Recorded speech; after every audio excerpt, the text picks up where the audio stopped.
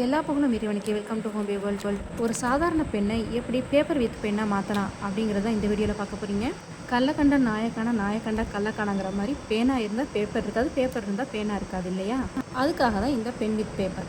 இதை எப்படி செய்யலான்னு ஸ்கிப் பண்ணாமல் பாருங்கள். இந்த வீடியோ உங்களுக்கு பிடிச்சிருந்தா லைக் பண்ணிவிட்டு அப்படியே ஷேர் பண்ணிடுங்க. நம்ம சேனல் ஹோம் வேர்ல்டை சப்ஸ்கிரைப் பண்ண மறக்காதீங்க.